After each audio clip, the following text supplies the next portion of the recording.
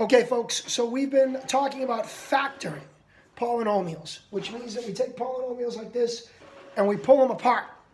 Now, we started out by talking about using greatest common factor to factor polynomials, which means we would look at all of the terms of the polynomial and we would see if they had anything in common, and if they had anything in common, we would pull that out, we would divide that out.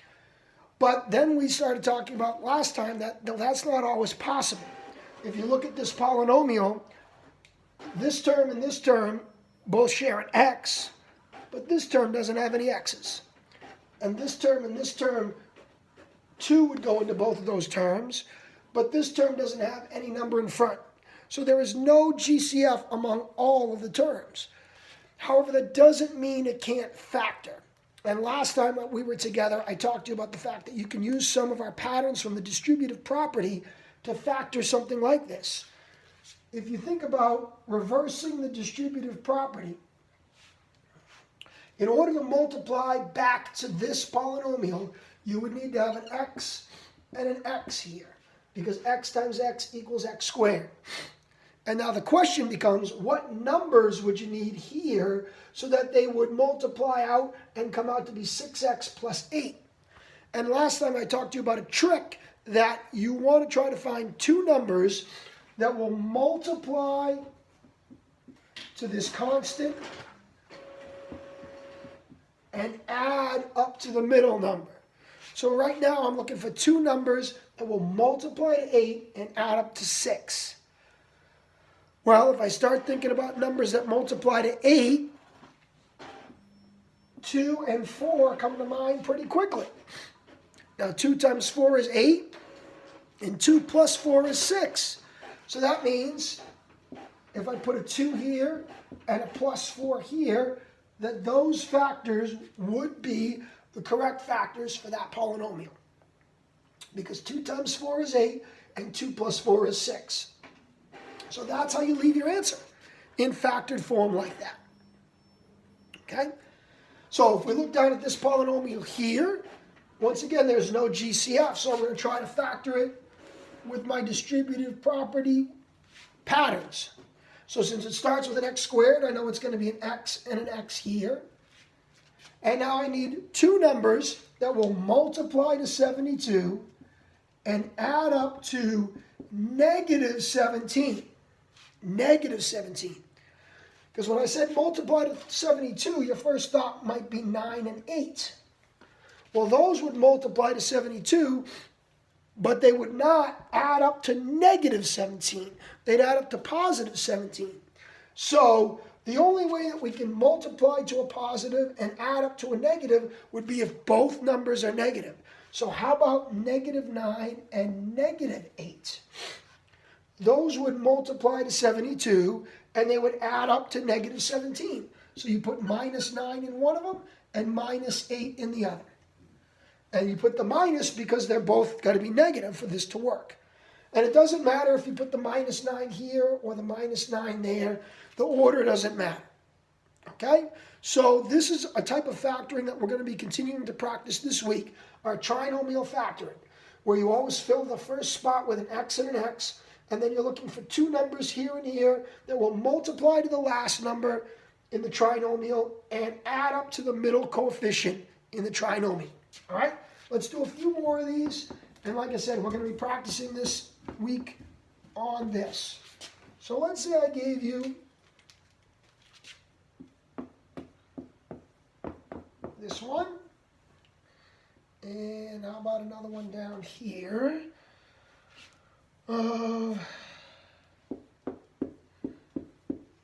This one. All right, so let's look at these two. So I set up my binomials. I know it's going to be an x and an x because they have to multiply to x squared. Now, I need two numbers that will multiply to 8 and add up to negative 6. Well, if they're going to multiply to a positive and add up to a negative, that means that both numbers need to be negative. So, how about negative 2 and negative 4? Negative 2 and negative 4 would multiply to positive 8 and would add up to negative 6. So minus 2 and minus 4 would work. Okay? Let's look down here at this one. Once again, I know it's going to have to be an x and an x. Now here, I need two numbers that will multiply to negative 12 and add up to negative 1. So if they're going to multiply to a negative, that means the numbers have to have different signs. So what multiplies to negative 12? Well, 6 and negative 2 would multiply to negative 12, but those wouldn't add up to negative 1. Negative 6 and positive 2, but those wouldn't add up to negative 1. How about negative 4 and 3? Aha! Minus 4 and 3. Those would multiply to negative 12 and add up to negative 1. So those are the numbers I need. Minus 4 and positive 3. Those are my factors. And the 4 has to be the one that's a minus. Because otherwise, if the 4 was plus and the 3 was minus, then they'd add up to positive 1, which wouldn't work. Okay? So it's just working with patterns here. Okay? Let's do 2 more, and then you're going to get a bunch of practice. And you can refer to this video as many times as you need to. All right? So we could do this one, and then how about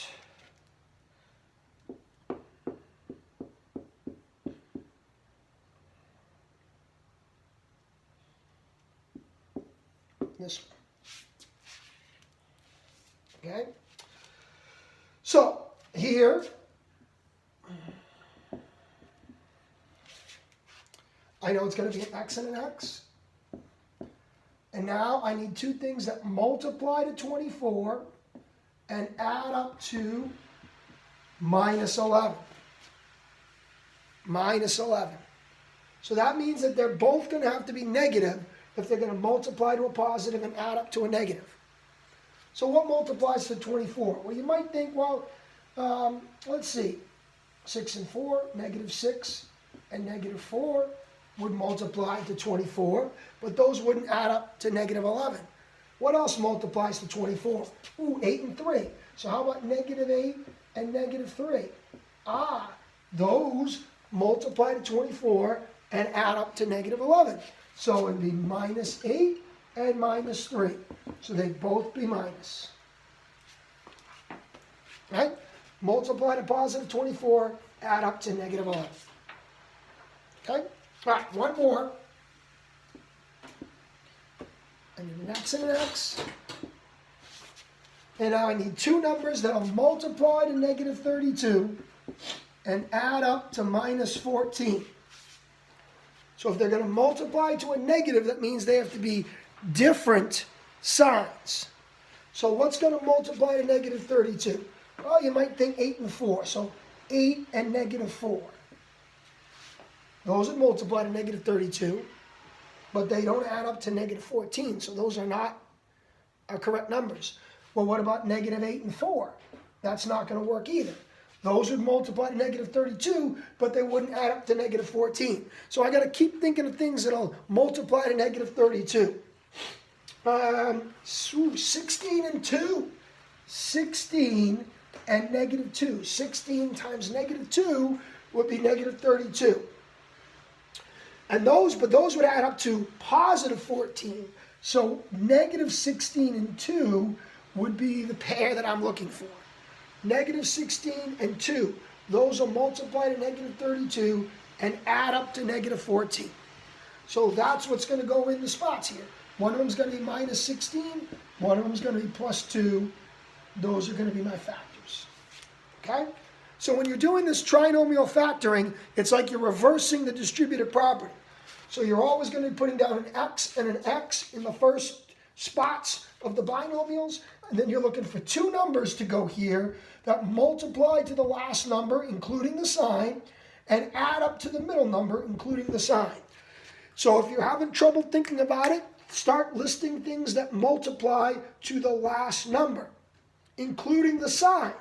And then eventually you'll find a pair that will also add up to the middle term. Okay? So refer to this video. You also have the video from last time. It's on the same topic as this. If you have questions, email me, and email me specific questions about things in the video. Okay? All right. Have a great day.